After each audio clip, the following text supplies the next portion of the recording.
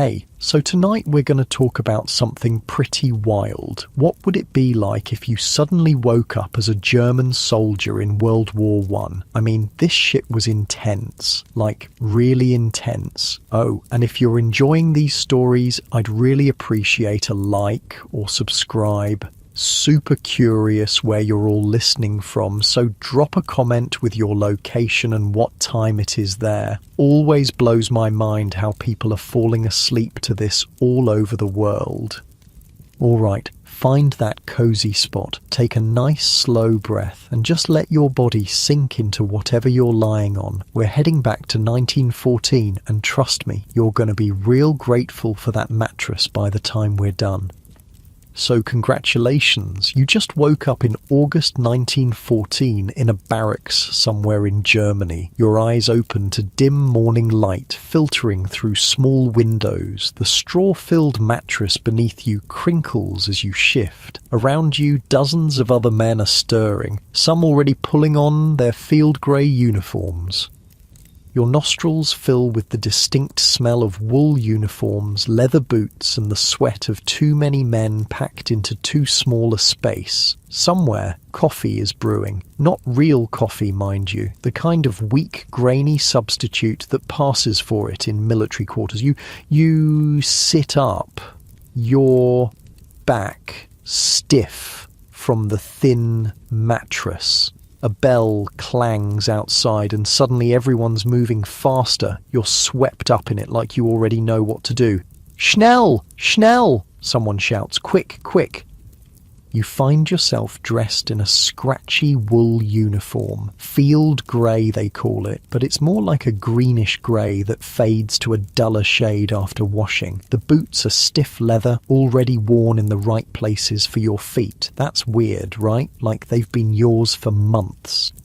The jacket buttons up tight around your neck with silver buttons that you're careful not to polish too brightly. Don't want to make yourself a target. You place a cap on your head. Not the famous spiked helmet yet, that's for later. Just a simple field cap for now. And you know, somehow, that war has just been declared. The excitement is palpable. Everyone's talking about being home by Christmas. You'll march through Belgium, knock out France real quick, then deal with Russia. Simple plan. You've trained for this. Every German man has, basically. You're part of the Kaiser's army now? Not by choice, exactly. In Germany, military service has been compulsory for men since forever. 2 or 3 years of active service starting at age 20. But here's the thing, almost nobody here is complaining. It's 1914 and the whole country is swept up in war fever. We'll be in Paris in a month, says the guy beside you, who you somehow know is named Heinrich. He's grinning as he straps on his gear. The French will run at the first sight of us. You nod, but something in your gut feels wrong. Maybe it's the fact that you know how this all turns out, or maybe it's just breakfast, a chunk of dark bread and that coffee substitute that tastes like dirt. Outside, thousands of men are gathering. The equipment feels heavy but familiar. You've got this leather belt around your waist with pouches containing 120 rounds for your Mauser rifle. A bread bag hangs at your side, holding your personal items and rations. Your canteen is attached to it. At your hip is a bayonet, thicker and more brutal looking than the British equivalent. The rifle itself, the Gewehr 98, is solid in your hands. Long and accurate, but awkward in tight spaces. 5 rounds in the chamber. You've drilled with it hundreds of times, it seems. Your body remembers even if your mind is confused. The morning is bright and warm. Summer in Germany. People line the streets as your regiment marches toward the train station. Girls throw flowers. Old men salute. Everyone cheers. You march and march, swept along in this river of field grey uniforms, thousands of men, all headed to war with smiles on their faces. If only they knew. The train takes you west, toward Belgium. Guys are singing patriotic songs, playing cards, writing letters home. It's like a holiday mood. And why not? The officers keep saying you'll be home by Christmas. The Kaiser says it's necessary, Heinrich tells you, his face serious now. France and Russia were going to attack us anyway. Britain too, probably. We're just beating them to it. You nod again. What else can you do? Days pass in a blur of marching. More train rides, more marching. The weight of your pack digs into your shoulders. Your feet develop blisters, then calluses. The summer heat makes your uniform stick to your skin with sweat. The wool smells worse each day. And then, suddenly, you're at the Belgian border. The officers are shouting orders. There's tension now. This is it. The war is about to begin for real. Nobody looks so cheerful anymore. Reality is setting in. The Belgians won't just let you pass through. They're going to fight. And the British have joined the war too, which wasn't supposed to happen so fast. Your battalion moves through small Belgian towns. Some are already burning. Civilians watch with fear and hatred in their eyes. You've heard rumours that Belgian civilians are attacking German soldiers, so everyone's on edge. And then comes your first battle. It happens so fast. One moment you're marching down a country road, the next you're diving for cover as bullets whiz overhead. The noise is what gets you first. It's deafening. Rifles crack, machine guns chatter, men scream, artillery shells shriek through the air before exploding in geysers of dirt and metal. You find yourself firing your rifle at shapes in the distance. Are they Belgian? French? You can barely tell. Your training takes over. Load, aim, fire. Load, aim, fire. The rifle butt slams into your shoulder with each shot. Heinrich goes down beside you, clutching his leg. Blood seeps between his fingers. You help drag him behind a wall, then return to firing. Hours blur together. By nightfall, you're exhausted, ears ringing, hands shaking, but you're alive, and your side has won this small engagement. The Belgians have retreated. That night, you sleep in a farmhouse that's been abandoned. You're too tired to even remove your boots. Your dreams are filled with the sounds of battle. You jerk awake at every noise. The push continues. Each day brings more fighting, more marching, more death. But you're moving forward, always forward, into France now. The Great Schlieffen Plan is working. Swing wide through Belgium, then down into France, encircling Paris from the north. Except it isn't quite working as planned. The Belgians slowed you down. The British are fighting hard alongside the French, and the Russians have mobilized faster than expected in the east. By early September, you're exhausted. Your unit has been marching and fighting for a month straight. Your uniform is filthy, your body thin from inconsistent meals, but you've made it close to Paris. Victory seems within reach. Then the order comes: retreat. The French and British have counterattacked at the Marne River. The German advance has been stopped.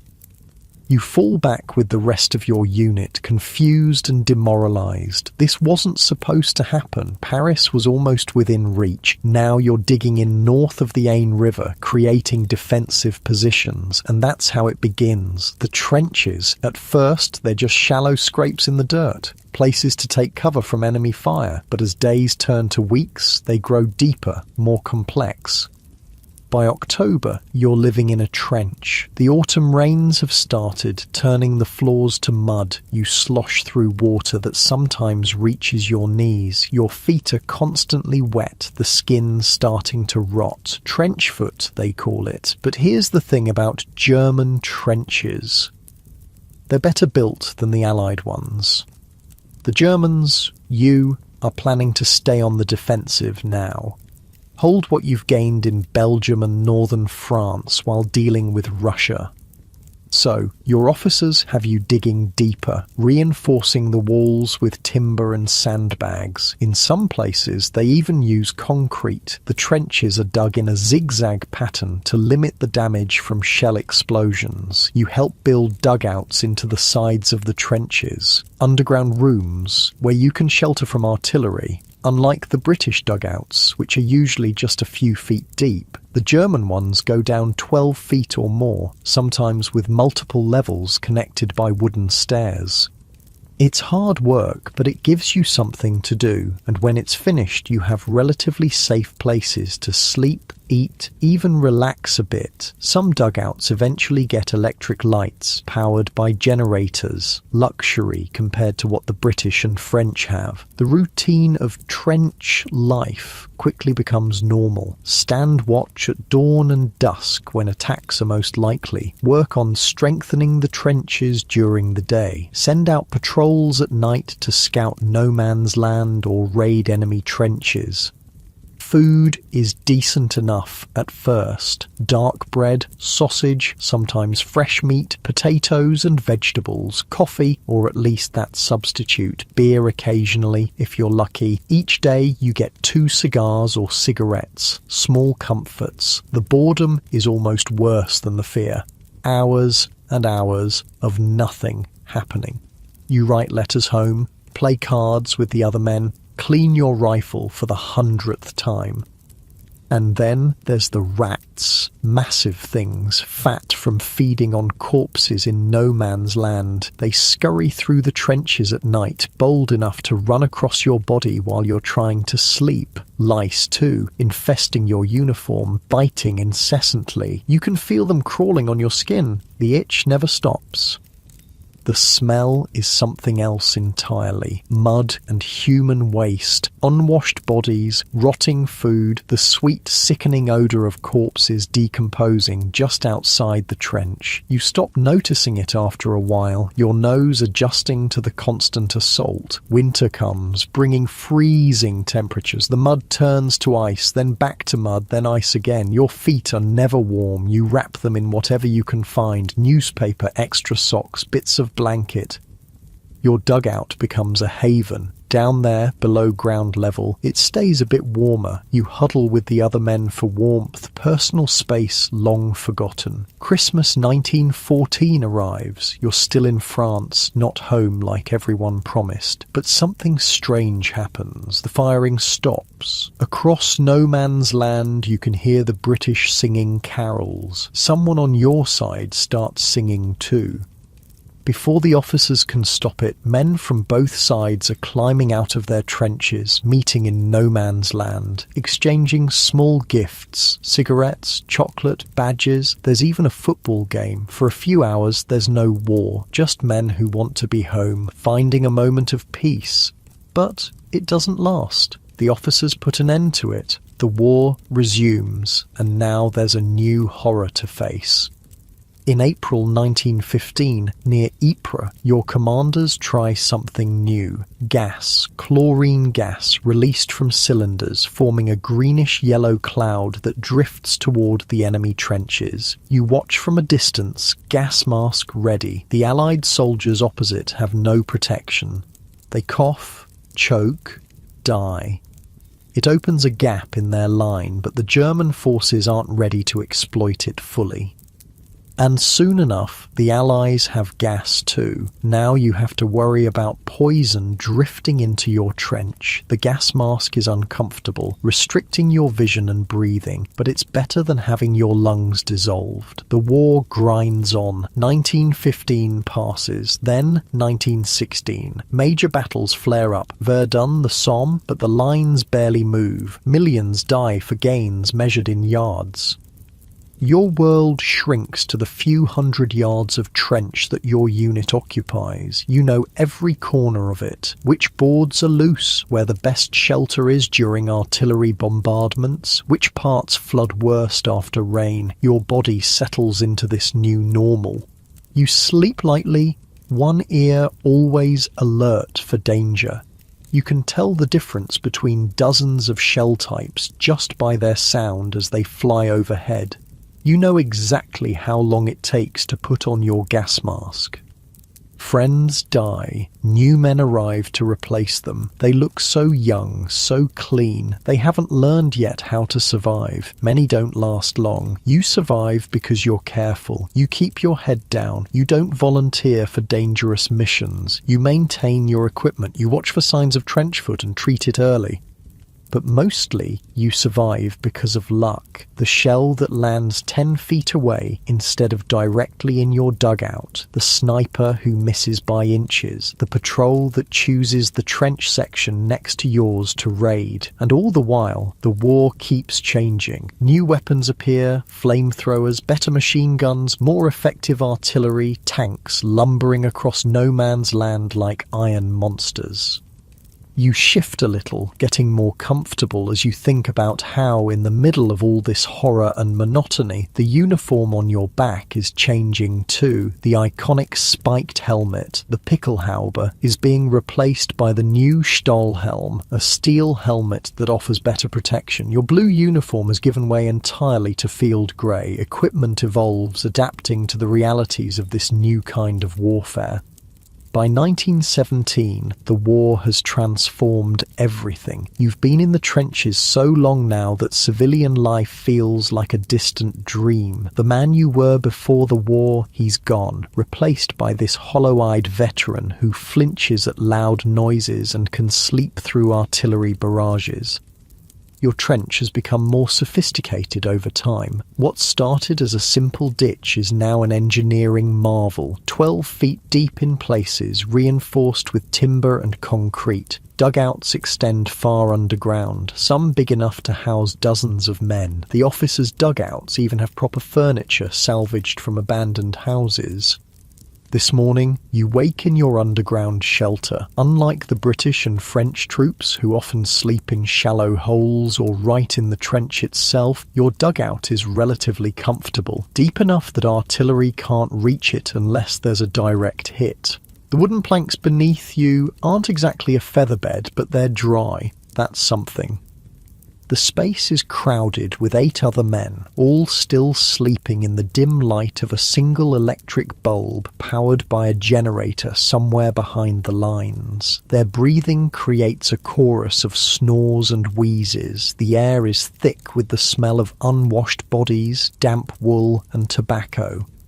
You check your watch. 5:30, almost time for stand 2, when everyone mans the fire step at dawn, the most likely time for an enemy attack. Your body knows the routine so well you barely need to think about it. You reach for your Stahlhelm, the steel helmet that replaced the old leather Pickelhaube. This one actually provides some protection from shrapnel. Running your fingers over its surface, you can feel dents and scratches from near misses, each one a time you almost died. Outside, the pre-dawn air is chilly. Spring in northern France. A light mist hangs over no man's land, obscuring the British trenches opposite. They're about 80 yards away, though it might as well be 80 miles for all the chances of reaching them alive in daylight. "Anything?" you ask the night sentry, a young kid who couldn't be more than 18. He shakes his head. Quiet night. Some rifle fire around midnight. Nothing close. You nod and take your position on the fire step, a narrow ledge that allows you to peer over the parapet with your rifle ready. All along the trench, other men are doing the same, spaced out at regular intervals, eyes scanning the mist for any movement. This is the morning hate ritual. As visibility improves, both sides usually fire a few rounds into the mist, just to let the other side know you're awake and alert. No one expects to hit anything. It's just part of the daily rhythm. Your stomach growls. Rations have been getting worse. The British naval blockade has been strangling Germany for years now. Food shortages back home mean less for the front. The fat sausages and fresh bread of 1914 are long gone. Now it's thin soup, hard bread, and sometimes a bit of preserved meat that might be horse or might be something else. You try not to think about it too much. The tin cup of ersatz coffee in your hand is barely warm. It tastes nothing like actual coffee. It's made from roasted barley and chicory, but it's hot and slightly bitter. Good enough. Stand down, comes the order as full daylight arrives with no sign of attack. The morning hate passes with just a few desultory shots fired into the mist. Everyone's saving ammunition these days. Now comes the daily routine. Some men will sleep, taking advantage of the relative quiet of daylight hours. Others will perform the endless maintenance tasks, repairing damaged sections of trench, pumping out water, checking and cleaning weapons. You've been assigned to a working party today. That means leaving the relative safety of the trench to string barbed wire in no man's land tonight. A dangerous job, but not until after dark. For now, you have time to write a letter home. Settling on an ammunition box in a quiet corner of the trench, you pull out a pencil stub and paper. What to tell your family, not the truth. The censors would cut it out anyway. So you write about the weather, ask about neighbours, mention a few friends who are still alive. You avoid mentioning the ones who aren't. Post going out today? Asks Heinrich, who somehow survived that leg wound 3 years ago. He walks with a limp now, but refused to accept a discharge. Said he'd rather be with his comrades than trying to explain the war to civilians who don't understand. That's what I heard, you say, folding the letter carefully, though who knows when it'll actually reach home. Heinrich nods, his face gaunt beneath a week's growth of beard. My wife's last letter took 2 months to get here. Said they're eating turnips and bread made with sawdust now. You've heard similar stories from others. The home front is suffering almost as much as the soldiers. Almost. The day drags on. You clean your rifle, check your gas mask, eat a meagre midday meal of soup and hard bread. The soup has a few chunks of mystery meat and some vegetables floating in it. Better than nothing. In the afternoon, you try to nap, knowing you'll be up all night with the wire-laying detail. Sleep comes fitfully. Even in the relative safety of the dugout, your body stays partially alert, ready to respond to the alarm that signals a gas attack or the distinctive sound of an incoming shell. As dusk approaches, it's stand to again. Everyone back on the fire step, watching for movement as the light fades. This is another dangerous time when attacks might come. After dark, you gather with the wire-laying detail. 8 men, led by a corporal who's been doing this since 1915 and somehow hasn't been killed or wounded yet. That's the kind of luck you want to stay close to. We go out through the sap trench, the corporal explains, pointing to a narrow trench that extends out toward no man's land. Work in pairs. One holds the wire, one hammers in the stakes. Keep it quiet. If we're spotted, drop everything and get back to our lines fast. Questions? Nobody has questions. You've all done this before. You know the risks. You're paired with a newer guy, Schmidt. He's been at the front for 3 months, which makes him practically a veteran at this point. The turnover is high. You want to hold or hammer? You ask him. I'll hammer, he says. Steadier hands. You nod. That means you'll be handling the barbed wire itself, which inevitably leads to cuts and scratches no matter how careful you are with the gloves. But Schmidt is right. The hammering needs to be done as quietly as possible, with steady, controlled movements. It's the harder job. The group moves out through the sap trench, then crawls the last 20 yards to the position where the new wire will go. The night is cloudy, which is good. It makes it harder for the British to spot you, but there's enough moonlight filtering through to see what you're doing. For the next 2 hours, you work in near silence, unrolling wire and holding it in place while Schmidt hammers in the metal stakes. The only sounds are the dull thud of hammer on stake, muffled by a cloth wrap, and the occasional distant crack of a rifle shot somewhere along the line. Your hands sting from a dozen small cuts where the barbed wire has penetrated your gloves. Your back aches from hunching over. Every few minutes you freeze in place when a flare goes up, casting harsh light and long shadows across no man's land. If you don't move, the British sentries might not spot you. Finally, the new wire is in place. The corporal signals for everyone to return to the trench. You move carefully backwards, still hunched over, trying to avoid the older strands of wire that litter no man's land like a deadly metal spiderweb. You're almost to the sap trench when a flare goes up directly overhead. Its harsh white light freezes everyone in place, but someone, you never find out who, panics and makes a dash for the trench. Immediately, machine gun fire erupts from the British line. Bullets zip and crack through the air around you. You press yourself flat against the ground, face buried in the mud, praying none of those bullets finds you. The man who ran makes it about 10 yards before going down. You can hear his muffled screams for help, but no one moves. Can't risk more lives. After what feels like hours but is probably just minutes, the British fire slackens. They can't maintain it all night, and they can't be sure of hitting anything in the dark. The flare burns out. Back to the trench, the corporal whispers. Now, crawl. You don't need to be told twice. On your belly, you crawl the remaining distance to the sap trench, then scurry along it back to the main line. Your uniform is caked with mud, your hands bleeding from the wire cuts, but you're alive.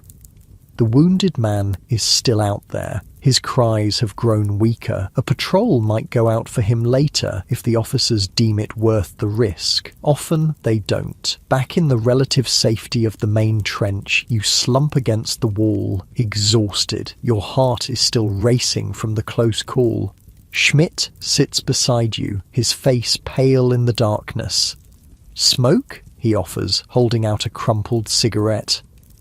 You take it gratefully. Tobacco is another thing that's been rationed severely, but most men save their allotment for moments like this, when the nerves need steadying. The match flares briefly, illuminating Schmidt's young face. In that instant, you see the fear he's trying to hide. The same fear you've been carrying for 3 years now. The fear you've just gotten better at concealing. You inhale deeply, letting the harsh smoke fill your lungs. It's calming, familiar, a small pleasure in a world that offers few. Think they'll send a patrol for Müller? Schmidt asks quietly, naming the man who was hit. You shrug. Depends if they think he's still alive, and how busy the Tommies are tonight. Schmidt nods, understanding the harsh calculus of the front. No use risking more lives for a man who's probably already dead, or who will die before you can get him back to the aid station. The rest of the night passes in the usual routine. You clean yourself up as best you can, bandage the worst of the cuts on your hands, eat a cold ration of bread and some preserved meat from your bread bag. Then you take your turn on sentry duty, staring out into the darkness, listening for any sound that might indicate a British patrol or raid.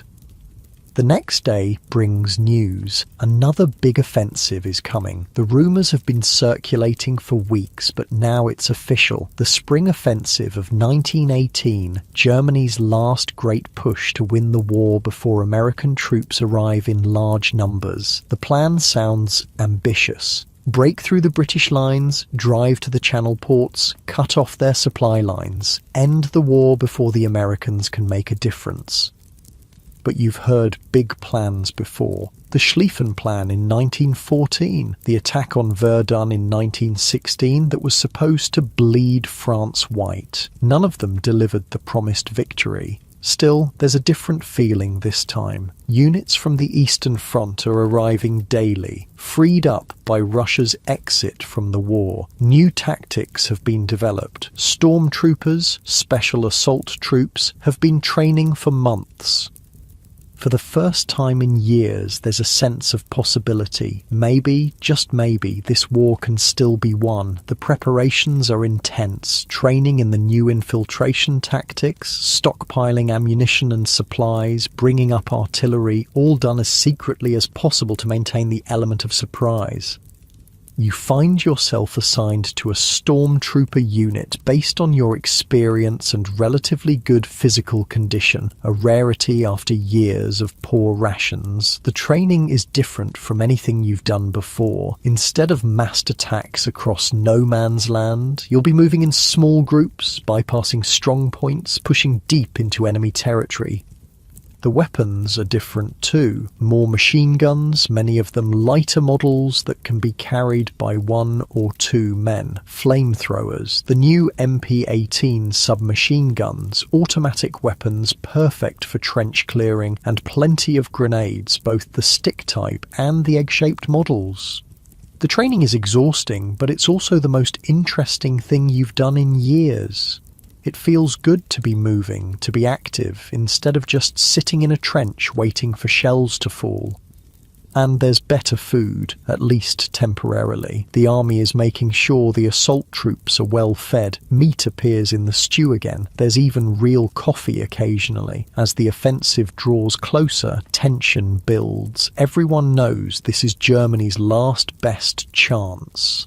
The British and French are exhausted too, their armies depleted by years of grinding warfare. But the Americans are coming. Fresh troops, vast industrial capacity, seemingly limitless resources. It has to be now or never.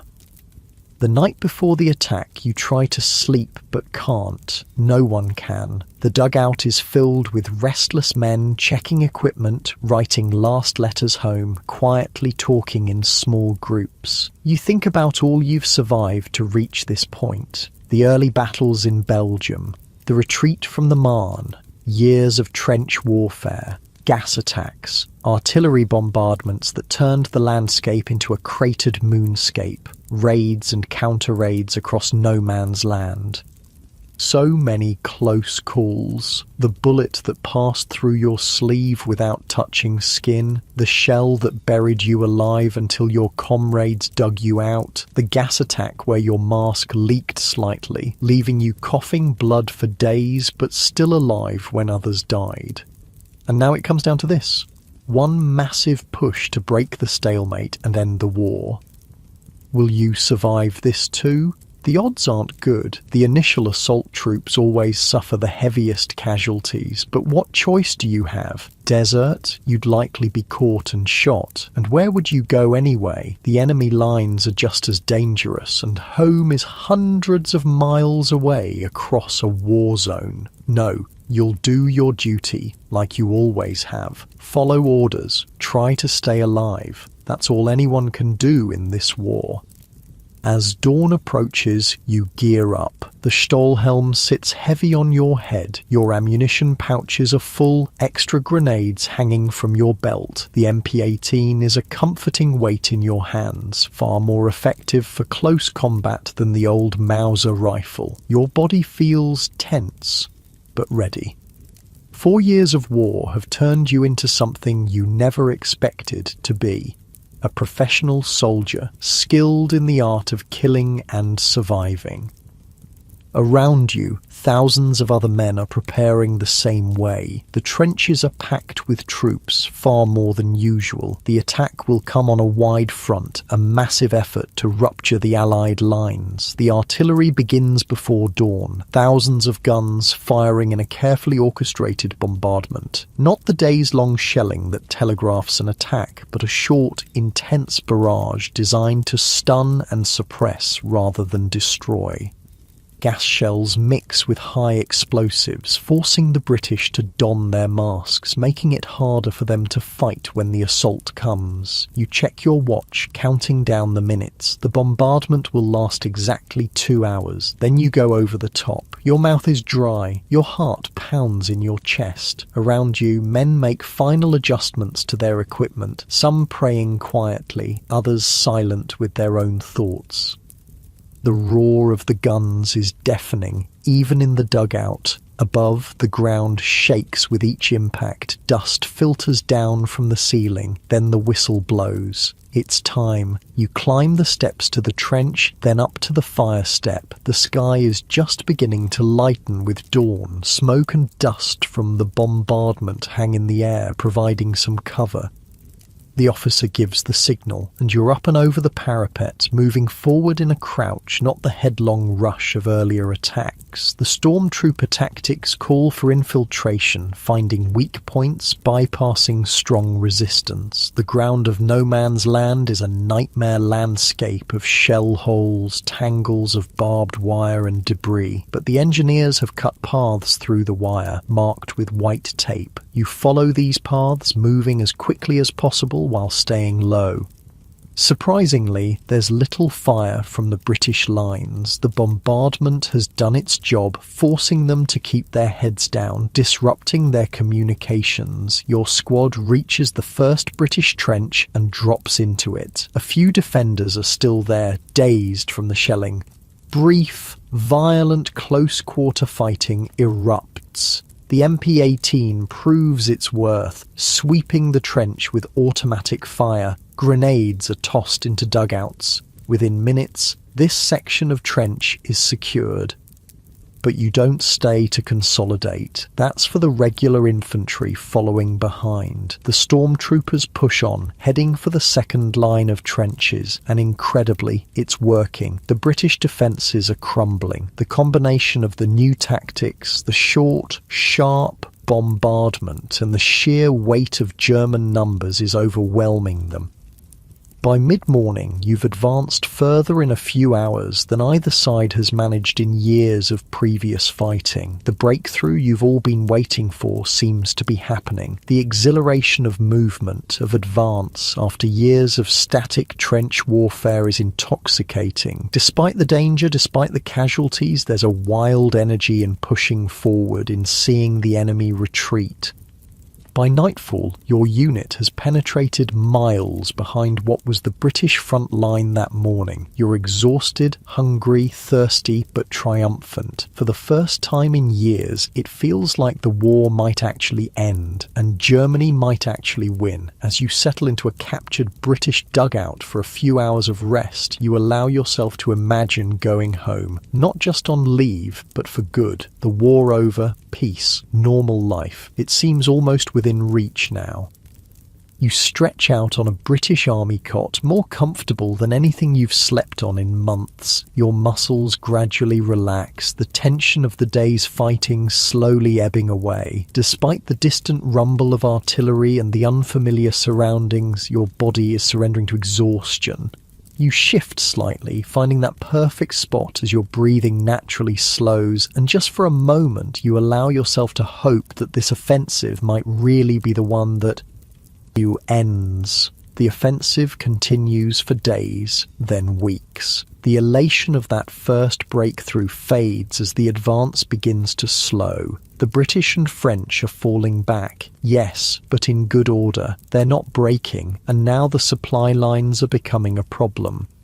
Your stormtrooper unit has advanced so far, so fast, that the regular infantry and the supply wagons can't keep up. You're running low on ammunition, food, even water. The countryside you're moving through has been ravaged by years of war. There's little to forage. "We've outrun our artillery," Heinrich says one evening as your squad settles into an abandoned farmhouse for the night. His face is gaunt, streaked with dirt and gunpowder. "Can't advance without support." He's right. The momentum is slowing. The British are bringing up reserves, strengthening their lines. The easy gains of the first days are becoming costly yards won with blood. And there's something else, something new on the battlefield. "Tanks," says Schmidt, who survived the initial assault with you. "More of them each day, and they're getting better at using them." The early British tanks were mechanical nightmares, breaking down constantly, getting stuck in mud, moving at a snail's pace. But the newer models are more reliable, and there are more of them. Working in groups, supported by infantry, they're becoming a serious threat. Your unit has anti-tank rifles, scaled-up Mausers firing massive rounds that can penetrate armour at close range. But they're heavy, cumbersome, and there aren't enough of them. The offensive grinds on through April and into May. The advance slows, then stops altogether in places. The hoped-for breakthrough to the Channel ports doesn't materialize, and now there's a new rumor spreading through the ranks. Americans, not just a few token units, but tens of thousands of fresh troops landing in France every week, hundreds of thousands by summer, millions by year's end. The mood changes. The brief flare of hope that the spring offensive brought is fading. In its place, a grim determination to hold what ground has been gained, and underneath that, a growing sense that the war has turned against Germany for good. Food becomes an even bigger problem. The blockade has been strangling Germany for years, and now it's really biting. Rations at the front are cut again and again. The bread is mostly sawdust now. Meat appears maybe once a week, and it's usually horse. Sometimes you go entire days on thin soup and whatever you can scrounge.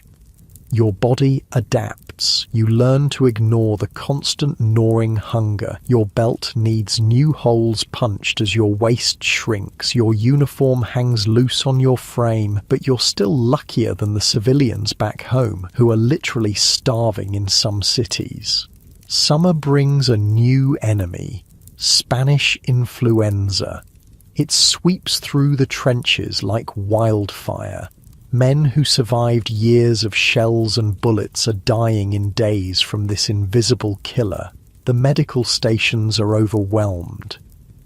You catch it too. For a week you burn with fever, coughing until your ribs ache and blood specks your handkerchief. But somehow your weakened body fights it off. You survive, though thousands don't. By July, it's clear the tide has turned. The British and French, bolstered by the arriving Americans, launch counter-offensives. For the first time in years, the German army is in full retreat across large sections of the front.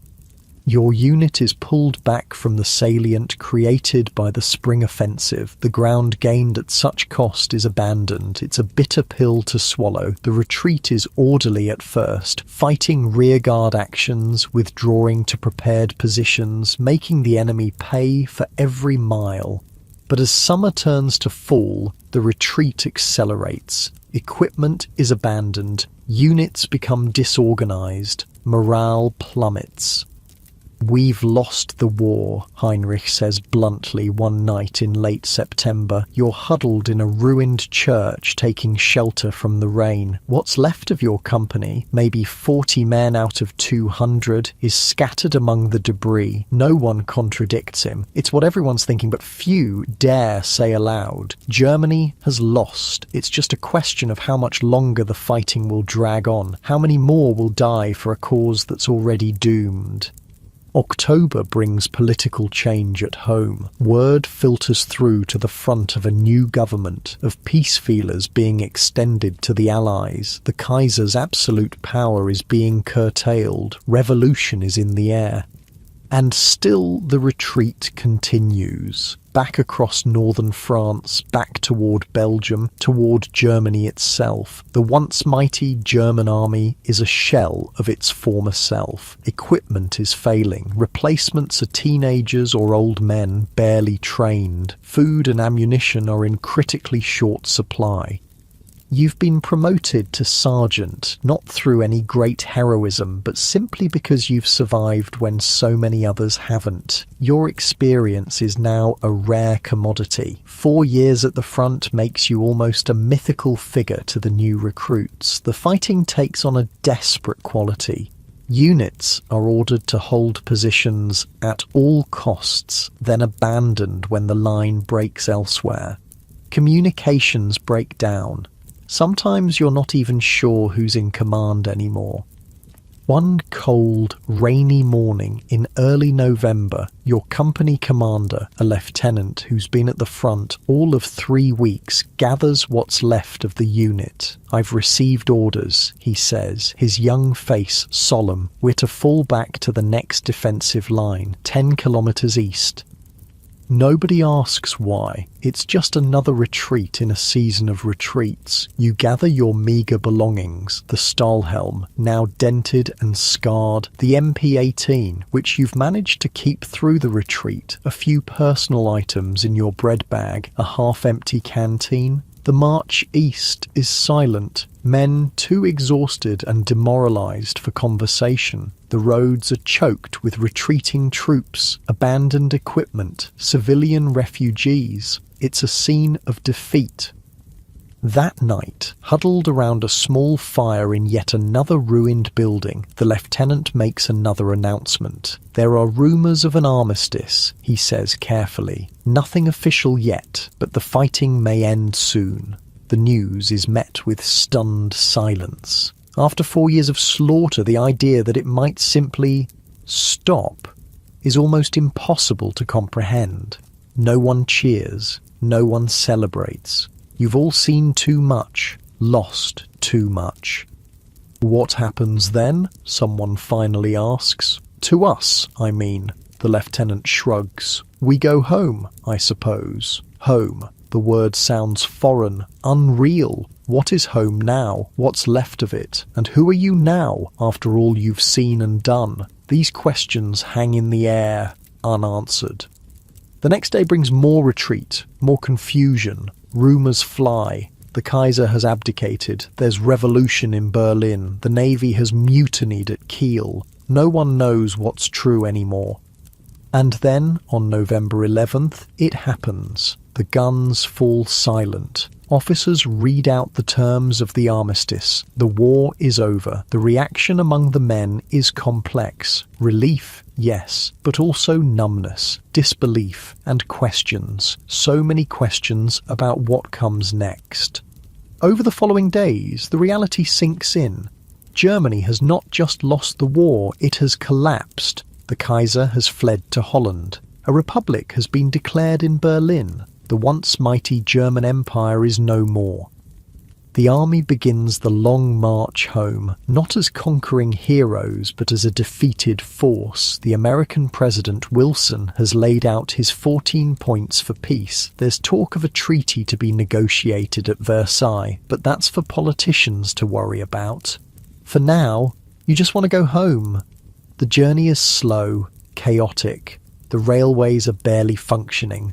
Food is still scarce. Discipline frays further with each passing day. Some units simply dissolve, men striking out on their own. Your company stays mostly intact, held together more by shared experience than by military authority now. The lieutenant, himself barely more than a boy, does his best to maintain order, to get you all home.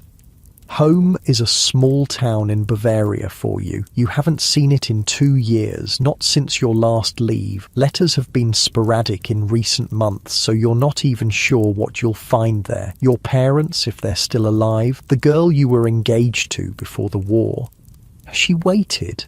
4 years is a long time. As the ragtag column that was once a proud German regiment approaches the border, you find yourself thinking back over the war years, the initial excitement and patriotism, the shock of real combat, the grinding horror of the trenches, the moments of camaraderie that made it bearable, the countless close calls that somehow left you alive when so many others died. You've changed. How could you not? The innocent young man who marched off to war in 1914 is gone forever. In his place is, what? A harder man, a damaged man, but a survivor. The German border comes into view, home soil at last. Men who haven't shown emotion in years now weep openly. Some fall to their knees and kiss the ground. You feel, you're not sure what you feel. Relief. Certainly, but also apprehension. The war may be over, but its effects will linger in your mind, in your dreams, in the missing limbs and scarred bodies of millions of veterans, in the holes left by the millions who will never return. What kind of Germany are you returning to? What kind of life can be built from the ruins of the old order? These questions have no easy answers, but one thing is certain. You've survived, against all odds, through 4 years of the most destructive war humanity has ever known. You've made it home. That night, you're first back on German soil, you find a barn to sleep in. The hay is softer than anything you've slept on in months. Outside, it's beginning to snow lightly. The first winter of peace.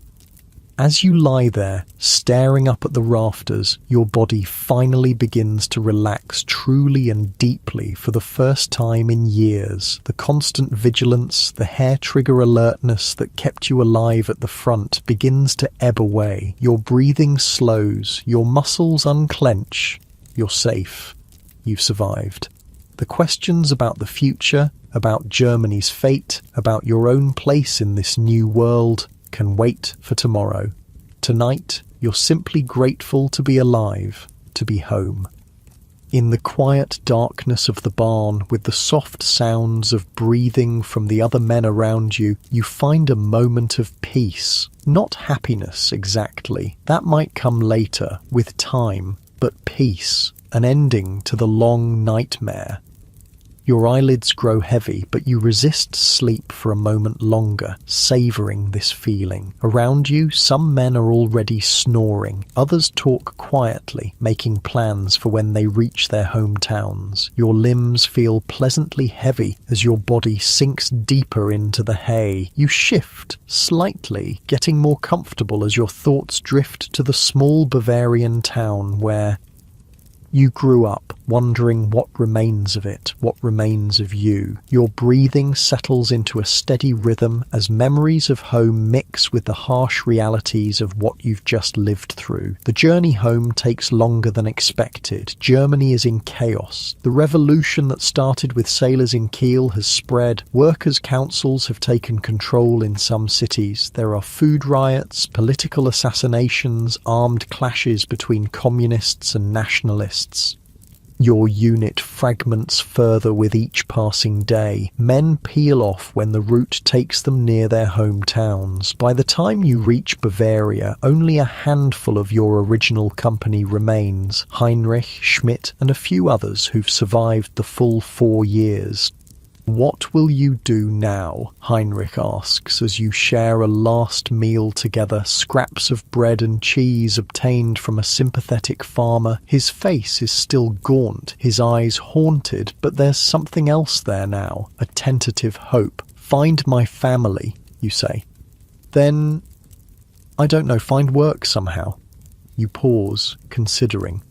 What about you? Heinrich shrugs.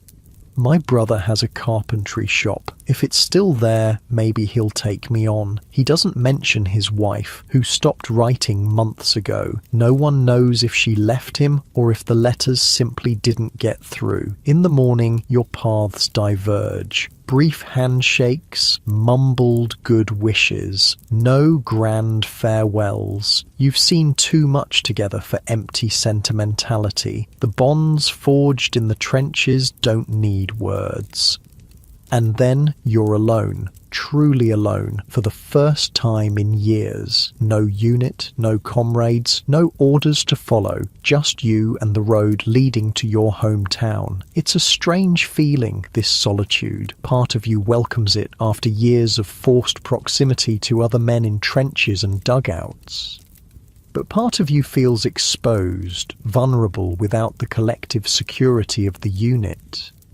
The countryside is winter bare but peaceful. No shell craters here, no tangles of barbed wire, no corpses rotting in no man's land. Just fields lying fallow, waiting for spring, and villages where people eye your uniform with a mixture of respect, pity, and sometimes hostility.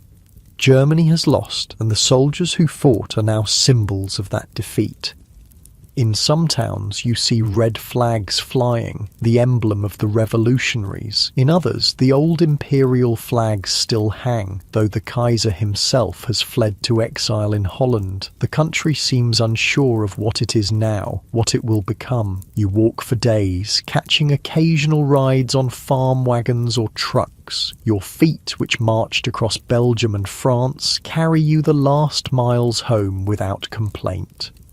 And then, one cold December afternoon, you crest a hill and see it, your village nestled in the valley below, the church spire, the clustered houses, the surrounding fields, unchanged, at least from this distance, a sight you've held in your mind through 4 years of hell. Your pace quickens despite your exhaustion. Home, finally. The village is quieter than you remember. Fewer children playing in the streets, fewer men working in the yards. The war has taken its toll here too, not in physical destruction, but in absent sons and husbands and fathers. People stop to stare as you walk down the main street. Some nod in recognition. Others look away. No heroes welcome here. Germany has lost, and right now people are more concerned with survival than celebration. Your family's house looks smaller than you remember. The paint is peeling, the garden overgrown. For a moment you hesitate at the gate, suddenly afraid of what you might find inside. Who might be missing? Then the door opens and your mother is there, older, greyer, thinner, but alive. Her hands fly to her mouth. She says your name, a question and a prayer. "It's me," you say, your voice rough. "I'm home." She embraces you, this woman who sent 4 sons to war and now receives one back. Your father appears behind her, stooped with age and worry. His eyes glisten with unshed tears as he grips your shoulder with a hand that trembles slightly. "Thank God," he says simply.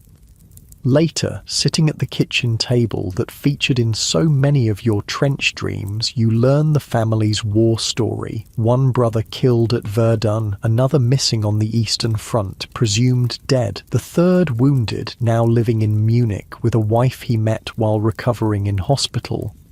Your father's carpentry business barely survived, with materials scarce and few people able to afford new furniture during the war. Your mother took in washing, grew vegetables, raised a few chickens. They managed barely. And your fiancée, Maria, her family moved to Stuttgart 2 years ago, fleeing the worsening food shortages in the countryside for the slightly better conditions in the city. She wrote for a while, then the letters stopped. No one knows if she's waiting or if she found someone else. That night in your childhood bed, a luxury of softness and warmth after years of trenches and dugouts, you try to process it all. The war's end, the family losses, the uncertain future. Sleep comes fitfully, broken by nightmares that jolt you awake, heart pounding, reaching for a weapon that isn't there. The war might be over, but it still lives in your mind, in your reflexes, in the way you assess every room for threats and exits. Days pass, then weeks. You help your father with his carpentry, though your hands, once skilled with wood, now seem better suited to weapons than tools. You relearn civilian rhythms, meals at regular times, sleeping through the night when the nightmares allow, conversations that don't revolve around survival or killing. But something's missing. Some vital part of you seems to have been left behind in the trenches. You find yourself unable to explain the war to those who didn't experience it, unable to connect with people who can't understand what you've seen and done. Other veterans in the village are the same. You recognize it in their eyes, in the way they flinch at sudden noises, in how they gather at the tavern to drink and sometimes talk, but often just sit in silence, sharing an understanding that needs no words. The wider world intrudes eventually. News comes of the peace conference at Versailles, where the victors are dictating harsh terms to the defeated Germany. Reparations, loss of territory, limits on the military, the war guilt clause that places sole blame for the conflict on Germany. "It's too harsh," your father says, reading the newspaper by lamplight. "They're humiliating us. This won't lead to lasting peace." You say nothing. Politics seems distant, unimportant compared to the daily struggle of readjusting to civilian life. Let the diplomats and politicians argue over borders and blame. You've seen enough of war to last several lifetimes. Winter gives way to spring. The fields around the village turn green again. You find work helping to rebuild a neighbouring town's church, damaged not by war but by years of neglect while all resources went to the front. Physical labour helps. It exhausts your body, makes sleep come easier, gives purpose to your days, but the restlessness remains, the sense of being adrift in a world that moved on without you. One sunny afternoon in May, you're walking home from work when you see a girl in the village square. Dark hair, blue dress, carrying a basket of vegetables. Something about her posture, the way she moves, catches your attention. Maria. She turns, sees you. For a long moment you both stand frozen, separated by 20 feet of cobblestones and 4 years of war. Then she smiles tentatively and the distance begins to close. She's changed too. The carefree girl of 1914 is gone, replaced by a woman with serious eyes and capable hands. Her family returned to the village after the armistice, she explains as you walk together. Food is still scarce in the cities, and her father thought they'd have a better chance of feeding themselves in the countryside. I wrote, she says, for years, but the letters came back or didn't go at all. Same, you admit. I thought maybe you'd found someone else. She shakes her head. I waited. Not everyone did, but I did. It's not a fairy tale reunion. Too much has happened to both of you. You're both wary, careful with each other, but it's a beginning, a possibility. That night, you dream of the trenches again, but differently, not the usual nightmare of shells and gas and dying comrades. Instead, you're walking along a quiet section of the line, and ahead of you is a door leading home. You step through, and the war falls away behind you like a discarded coat. You wake feeling rested for the first time in years. Summer brings both challenges and hope. The Treaty of Versailles is signed, making official the harsh terms imposed on Germany. Economic hardship continues, inflation begins to climb as the government prints money to meet its obligations. But there are positive changes too. The Weimar Republic is established, bringing democracy to Germany for the first time. Women get the right to vote. There's a cultural flowering in the cities, a desperate embrace of life after so much death. In your village, life follows older rhythms. The crops grow, people marry, have children, die. The church bells ring on Sundays. Slowly, the empty places left by those who never returned from the war are filled, if not forgotten.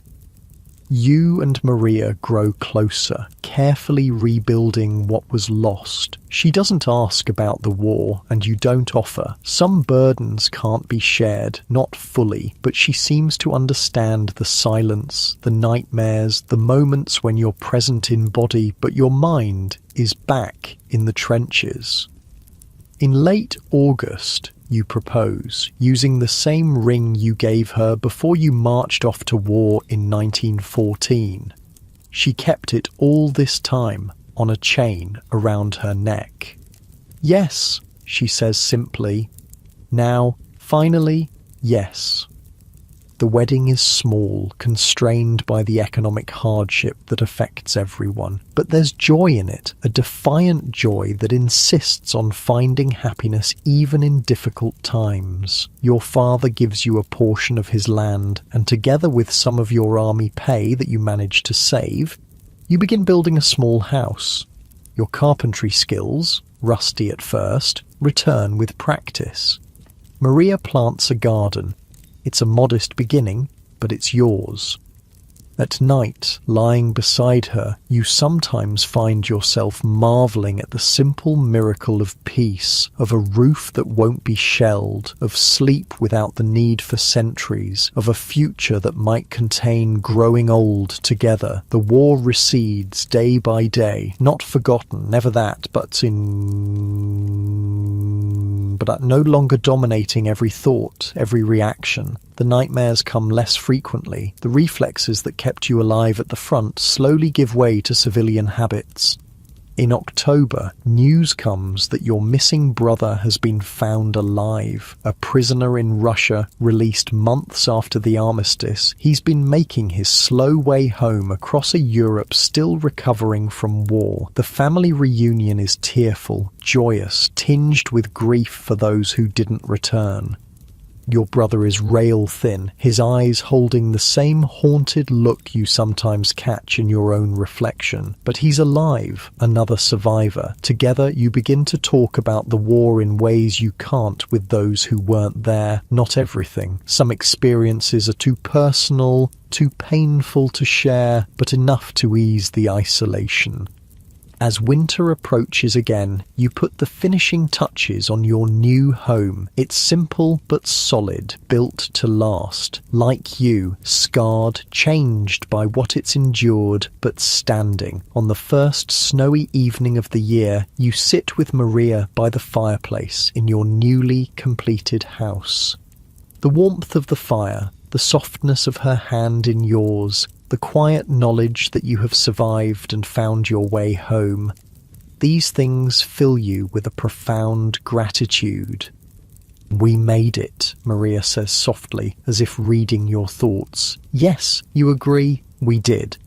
Outside, snow falls silently, covering the world in clean white. Inside, in this small space you've created together, there is warmth and safety. Your body feels pleasantly heavy, muscles relaxing in the firelight. Maria's head rests against your shoulder, her breathing slow and steady. You shift slightly, settling deeper into your chair, feeling the tension of the day melting away as you watch the flames dance and let the worries of the day drift away. You've survived much worse than anything this peaceful life could throw at you. Years pass. The 1920s bring challenges to Germany that no one could have foreseen in the heady days of 1914 when you marched off to war. Hyperinflation wipes out savings. Political instability rocks the fragile Weimar Republic. Extremist parties gain support on both the left and right.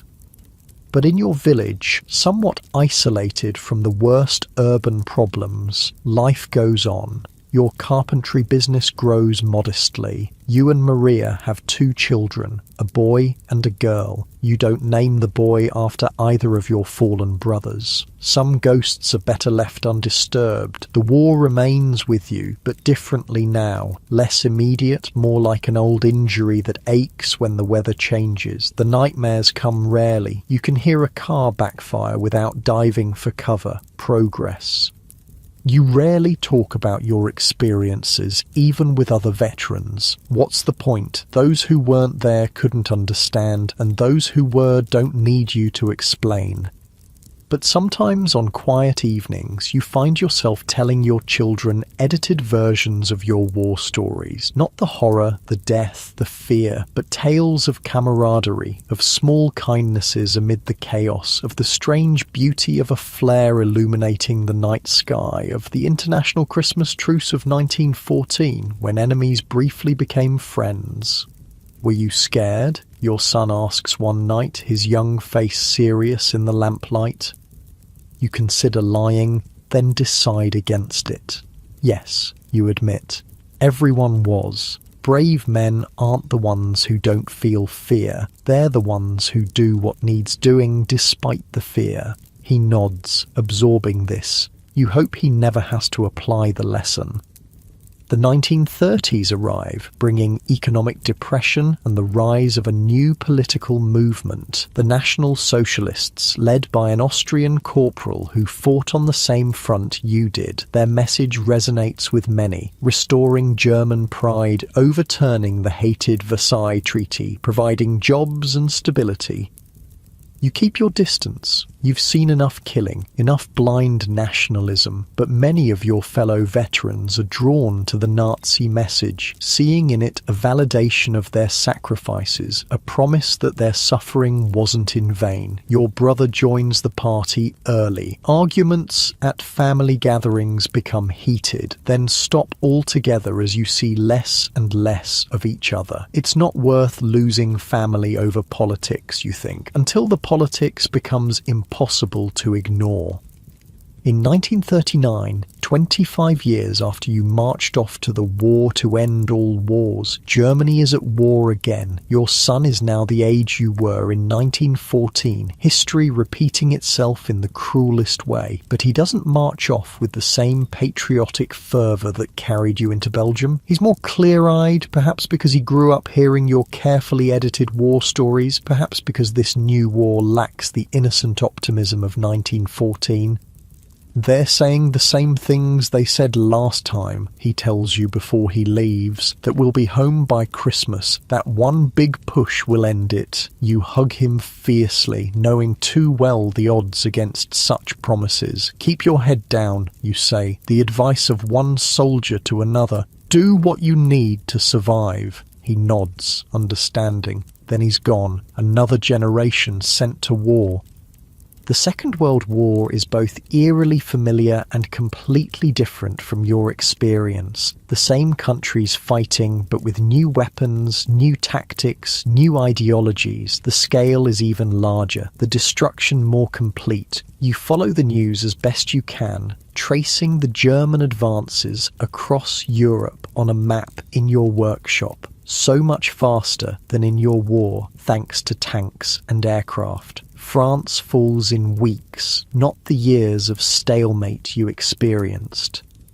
But Russia proves as formidable an enemy as ever, and America joins the war again, bringing its vast industrial might to bear. By 1943, you know in your soldier's heart that Germany will lose again, though you keep this assessment to yourself in an increasingly oppressive political climate. Your son is wounded in Russia, losing part of his left leg to frostbite and shrapnel, but he comes home alive, which is more than many parents get. Your daughter's husband isn't as fortunate, killed in the bombing of Hamburg, leaving her a widow with a young child.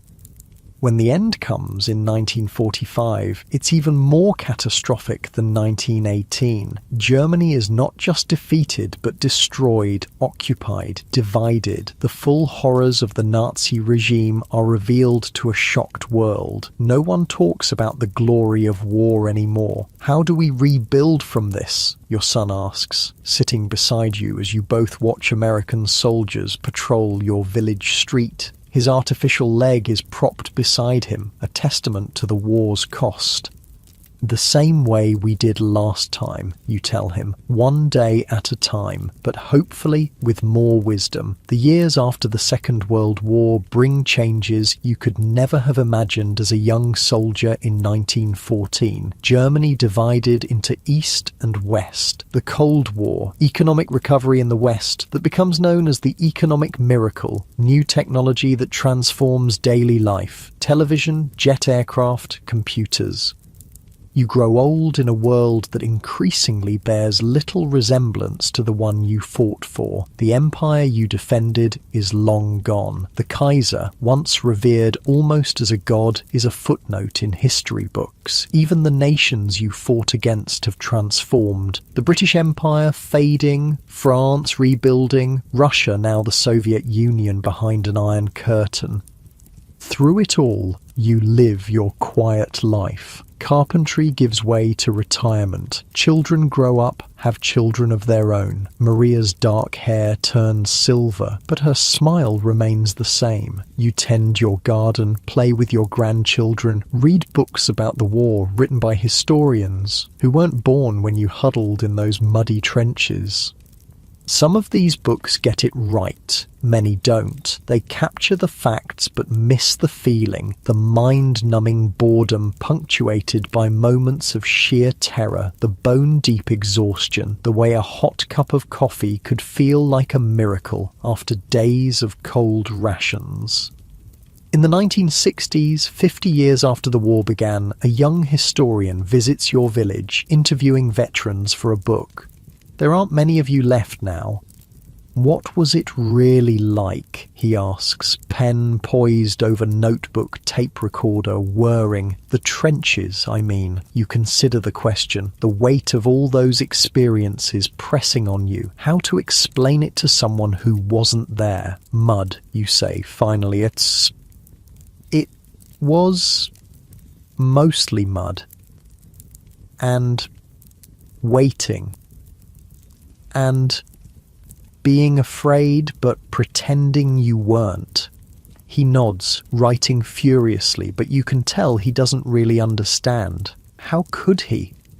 In 1964, you and Maria celebrate your golden wedding anniversary. Family gathers, children, grandchildren, even a few great-grandchildren. Your brother comes too, older and perhaps wiser, political differences set aside in your twilight years. Did you ever think we'd make it this far? He asks, as you share a quiet moment away from the celebration. That night in the barn? When we first made it back to Germany? No, you admit. Back then, I couldn't see past the next day. He nods, understanding completely. We were the lucky ones, he says softly. You think of all those who never came home, your brothers, your comrades, millions of others on all sides, the lost generation. Yes, you agree. We were. Maria passes away peacefully in her sleep in 1972. You follow a few years later, having lived to see Germany begin the process of reunification, the Cold War thawing, a Europe moving slowly, imperfectly toward a unity that would have seemed impossible in 1914.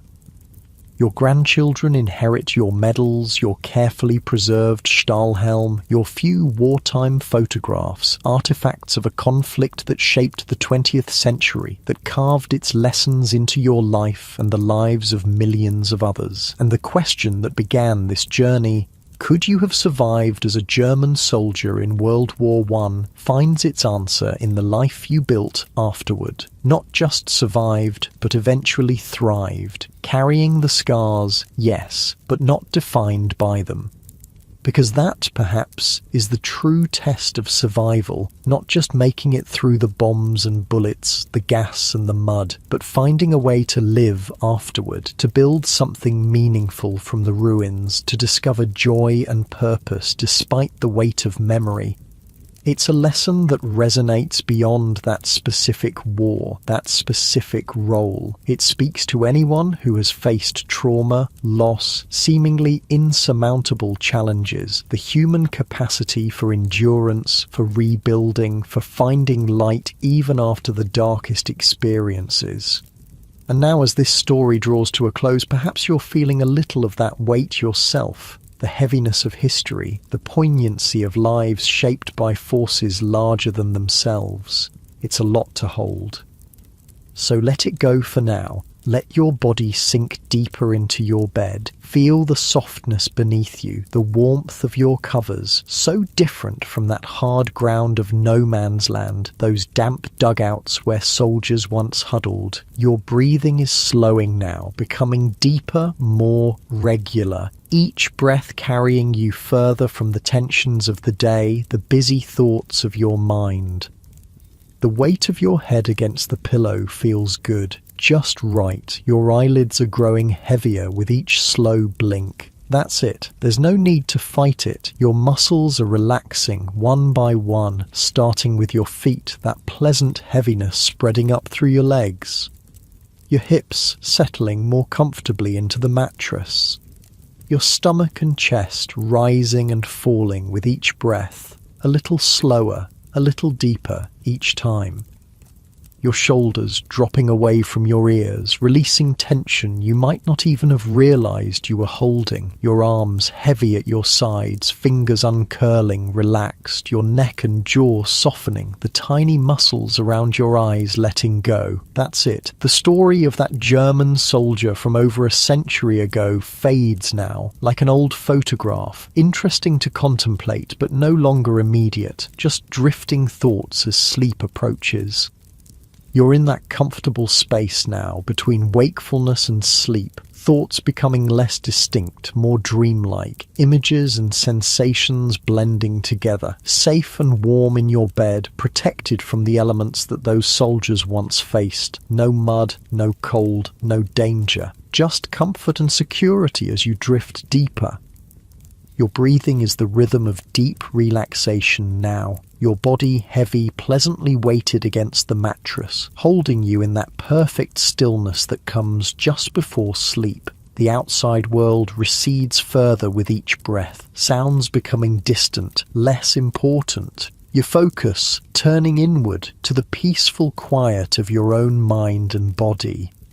Any remaining tension melts away like ice in warm sunshine. Nothing to do now but surrender to rest. Nothing to worry about, nothing to plan for. Just this moment of perfect relaxation. Your eyelids are so heavy now, it would take effort to open them, and there's no need. Better to let them stay closed, protecting your eyes as you glide towards sleep.